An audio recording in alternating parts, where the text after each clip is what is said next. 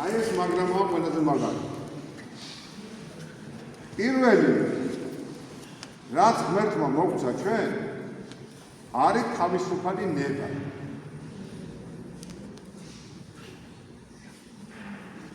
და შენ ეს თავისუფალი ნება შენ უნდა მართო თვითონ.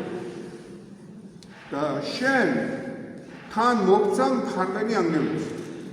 იმ მფარველი ანგელოზის შთაგონებით და გულისხმით უნდა მართო ის თავისუფალი ნება, რომელიც ღმერთმა შენ მოგცა.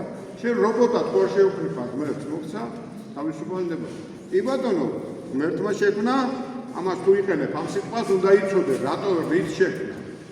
თავისუფალი ნებით შექმნა. ეგ გაიწერა სახარებაში. თმის ერთი ღერიც კი არ წარწმუნდებაო. ღვთის ნების გარეშე. ეს ეშმაკებულებზე კი არ უთქვია, კაცო. ღვთის გზის მიმდევრებზე თქვა.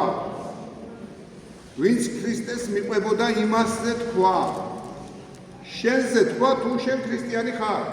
თუ შენ ქრისტეს მიყვებ. შენზე თქვა რომ შენ თავზე დათვლილია. თმები და ისი არ ჩამოვარდებაო, თუ ნება არ იქნება უფლისო. იქ რო წარდგებითო საწყავო, რო წარდგენენ წარმართებთან და მთავრობასთან და ვიღაცასთან და პასუხს მოთხოვენ. იქ რო იფიქრებდო რა უნდა თქო, მე თვითონ ვილაპარაკებ თქვენი პირით. ეს უთხრა ქრისტიანებს. თვალ ლენინიზა კი არ უთქვია და მარქსიზა და ენგელსიზა.